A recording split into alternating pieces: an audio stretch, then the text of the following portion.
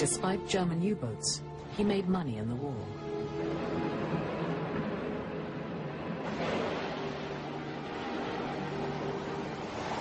A ship chartered to the Allies earned $250,000 a year. 450 Greek merchant ships took part in the war. 360 were sunk. Only Onassis never lost a ship or a sailor. But would his luck hold when the war was over? It wasn't as easy to make money after World War II as people suppose. The reason why a lot of people made money was because they took tremendous chances, because they knew they were visionaries. They knew that America had to rebuild the world. How do you rebuild the world? Not by train, but by ship. At the end of the war, non-US citizens were forbidden to buy American Liberty ships.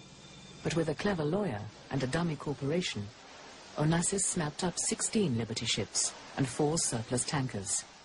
In the winter fuel crisis of 1947, his ready-made fleet made big money. Well, of course, Onassis was not a saint. Onassis would look into the deals, find out whether there are loopholes, take his chances and go ahead, but he would never violate the law. He would be at the brink of the law. He will perform the law in his own way.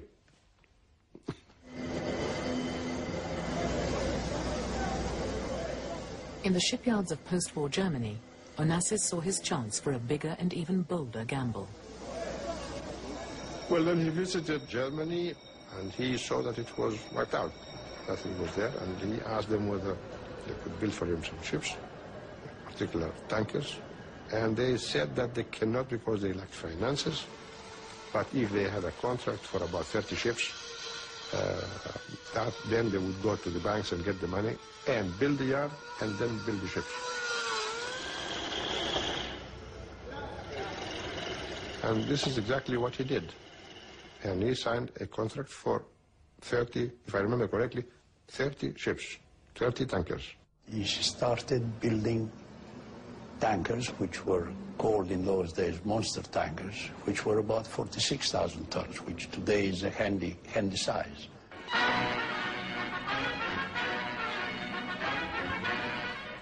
Festtag im Hamburger Hafen. 50.000 Menschen kamen zu den Howaldswerken und sahen den Stapellauf des größten Tankers der Welt, der Tina Onassis. He named this monster tanker after his wife. His daughter Christina broke the champagne, and his son Alexander pressed the button that sent her down the slipway.